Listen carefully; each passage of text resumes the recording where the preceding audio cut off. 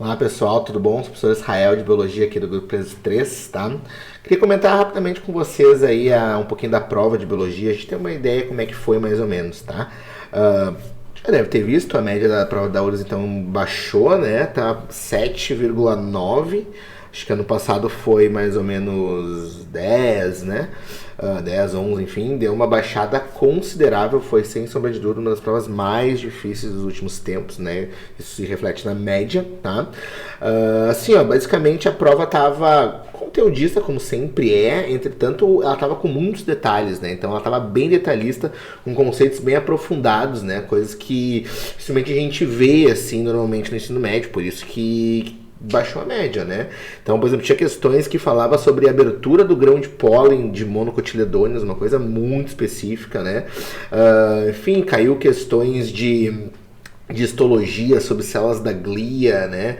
Que formava banha de mielina, células de Schwann, enfim, né?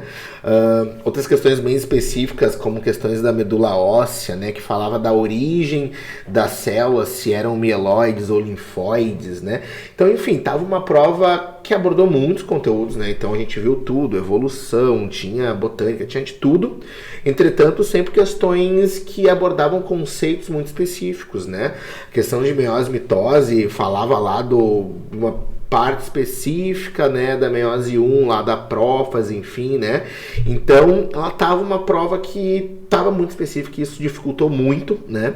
Outra coisa que eu percebi é que tu tinha aquelas questões que normalmente na URGS tu consegue ir cortando, né, eliminando, e tu fica geralmente entre duas, assim. E só que geralmente quando tu ficava nas provas anteriores, essas duas tu conseguia meio que por eliminação tentar entender se tivesse um pouco de conhecimento. Nessa prova tu ficava entre duas e para te matar tu tinha que saber aquele conceito que era bem específico, né? Isso dificultou muito a prova. Então, tu eliminava e tu ainda teria que saber realmente aquele conceito para te poder acertar a questão, né? Então, isso dificultou bastante e, como eu disse, refletiu na prova ter baixado a média, né?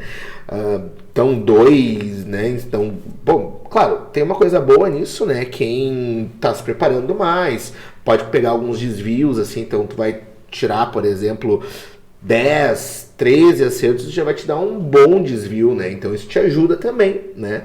Então, por um lado é ruim porque estava realmente difícil, mas por outro lado pode ajudar quem se preparou, quem estava um pouquinho mais preparado, talvez vai conseguir bem pegar uns bons desvios aí com essa nota, né, da prova, certo?